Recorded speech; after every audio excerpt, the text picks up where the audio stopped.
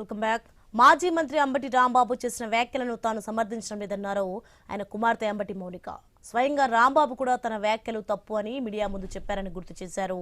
అయినప్పటికీ తమపై దాడి చేశారని, కర్రలు రాళ్లతో అటాక్ చేశారని చెప్పారు. కావాలనే అంబటి రాంబాబును రెచ్చగొట్టారన్నారు మౌనిక.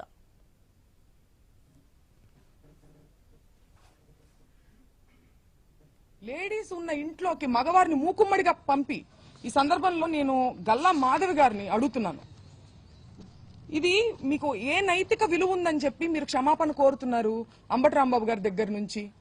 నేను అంబటి రాంబాబు గారి వ్యాఖ్యల్ని నేను సమర్థించట్లేదు, ఆయనే సమర్థించుకోలేదు కదా. హీట్ ఆఫ్ ద మూమెంట్ లో నేను అన్నాను, నేను అలా అనుండాల్సింది కాదని ఆయనే చెప్పారు. మీకే నైతిక విలువ ఉందని చెప్పి మీరు మీ హస్బెండ్ లేడీస్ మేము ఇక్కడ ఉంటే మీరు తాగి ఉన్నటువంటి మగవారిని మా మీదకి రెచ్చగొట్టి పంపిస్తూ ఇంట్లోకి వెళ్ళమని వాళ్ళు అద్దాలు మీరు చూడొచ్చు, కారు ఎలా పగలగొట్టారు, అద్దాలు పైన అద్దాలు పక్కన తలుపులు అన్ని పగలగొట్టుకుని లోపలికి రావాలని చూసారు. లోపల కేవలం ఆడవారు మాత్రమే ఉన్నాం. నేను, మా మదరు, మా సిస్టరు, మా పిల్లల్ని పెట్టుకుని మేము ఉన్నాం.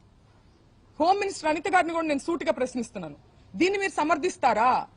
మీరు ఆడవారి మర్యాద దెబ్బతిందనే ప్రాసెస్ లో మీరు దాడి చేస్తూ మీరు అటాక్ చేసింది ఆడవాళ్ళ మీదనే. ఇది ఏ రకంగా సమంజసం?